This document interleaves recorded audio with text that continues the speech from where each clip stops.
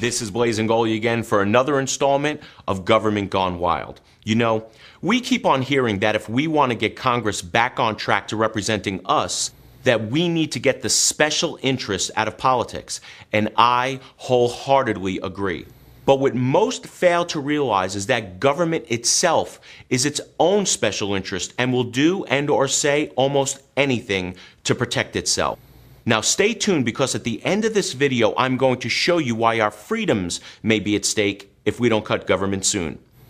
Our federal government has seen an explosion in its size over the last 10 years, and both political parties are to blame for this. How big has it grown? Over the last decade, the number of private sector employees has grown only 1%. But the number of federal government employees has grown 15%.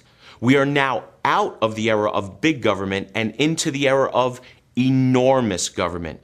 Basically, Congress used this recession to expand government and entrench government workers.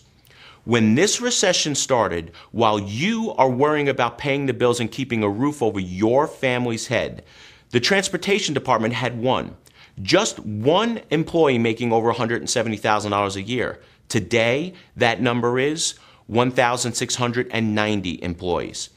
When this recession started, while you are worrying about keeping your job and putting food on your table, the Department of Defense had 1,868 employees making over $150,000 a year.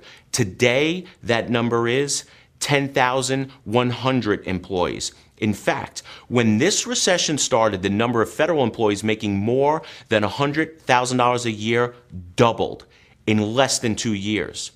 And when you include salary and benefits, the average total compensation for a private sector employee in 2009 was $61,000. Now, take a guess what the average total compensation for a federal government employee was in 2009. A whopping $123,000, more than double that in the private sector. Do you really think these people will vote against any spending cuts? Now, this is the important part. There are approximately 21,300,000 government employees in this country. We'll talk about special interest. About 16% of this nation's voting electorate works for government. And most people have at least one person close to them, like a spouse, who will vote with them in an effort to keep their job. Well, that means at least 32% of the voting electorate will come out and vote against anyone who talks openly about spending cuts.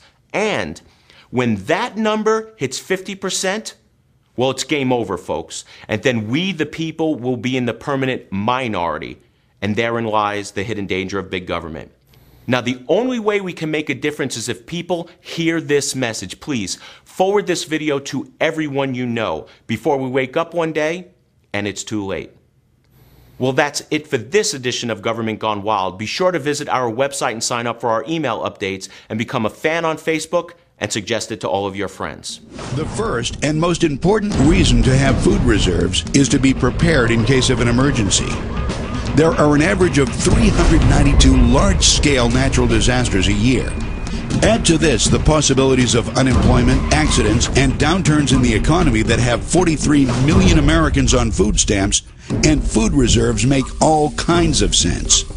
But food reserves are not just about you, are they?